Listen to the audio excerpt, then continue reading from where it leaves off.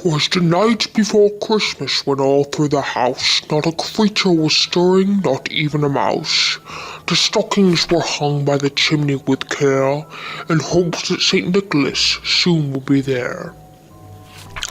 The children were nestled all snug in their beds, while visions of sugar plums danced in their heads, and Mamma in her kerchief and I in my cap had just settled down for a long winter's nap.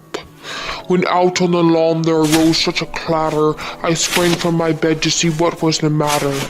Away to the window I flew like a flash, tore open the shutters and threw up the sash. The moon on the breast of the new fallen snow gave the luster of midday to objects below, when what to my wondering eyes should appear but a miniature sleigh and 8 tiny reindeer. With a little old driver so lively and quick, I knew in a moment it must be Saint Nick. More rapid than eagles as course as they came, he whistled and shouted and called them by name. Now Dasher, now Dancer, now Prancer, now Vixen, on Comet, on Cupid, on Donner and Blitzen.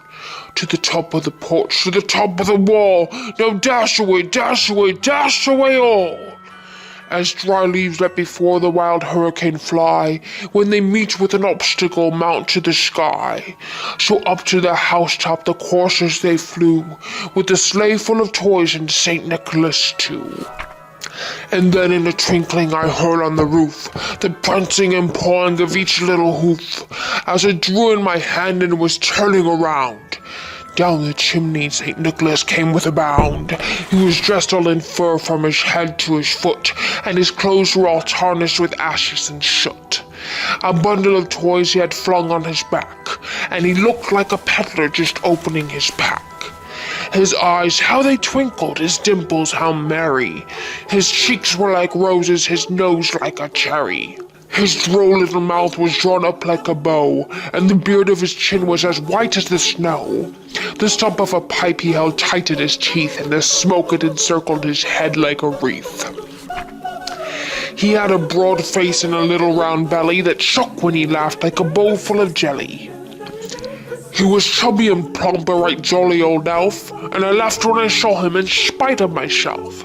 A wink of his eye and a twist of his head soon gave me to know I had nothing to dread.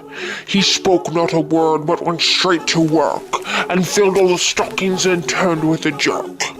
And laying his finger aside of his nose, and giving a nod up the chimney he rose.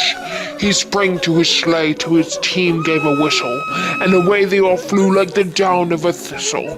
But I heard him exclaim ere he drove out of sight, "Happy Christmas to all, and to all a good night."